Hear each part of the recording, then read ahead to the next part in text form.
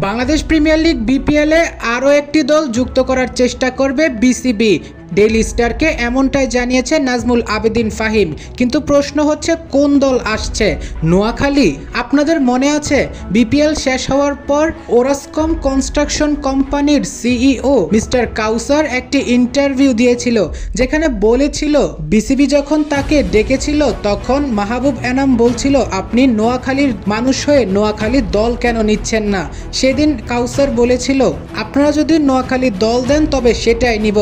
তার উত্তরে মাহবুব এনাম বলেছিল নিয়ে নেন, সমস্যা নাই তো। উনি আমাকে প্রশ্ন করতেন নোয়াখালী নেন না কেন, মানে উনি আমার ফান করে আমার কথা বলতেন। বললাম আমার নোয়াখালী নেন না, আপনি কি বলেছিলেন? আমি বলে হ্যাঁ নোয়াখালী যদি আমার টিম দিয়ে থাকেন নোয়াখালী নেব।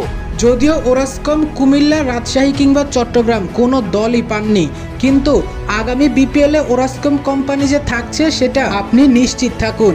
কেননা এবারের বিপিএলে যা ঘটনা ঘটে গিয়েছে তার প্রেক্ষিতে আগামীতে ভালো কোনো দল বা ভালো কোনো ফ্র্যাঞ্চাইজি আসছে এটা নিশ্চিত। যারা আমার সাথে সরাসরি যোগাযোগ করতে চান তারা আমাদের ফেসবুক পেজটি ফলো করে আসুন এবং মেসেজ দিন। এছাড়াও সকল ইনস্ট্যান্ট আপডেট সবার আগে এখন থেকে ফেসবুক পেজে দেওয়া হবে, লিংক ডেসক্রিপশনে পেয়ে যাবেন।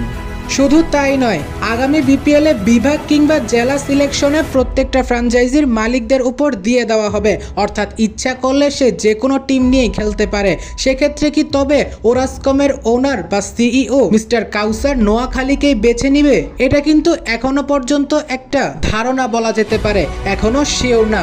তবে 8 দল নিয়ে শুরু হচ্ছে বিপিএল, সেখানে অন্য নতুন এক দল যে কেউ আসতে পারে।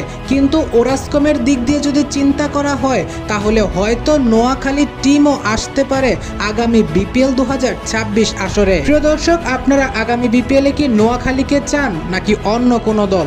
অবশ্যই কমেন্টে জানিয়ে যাবেন।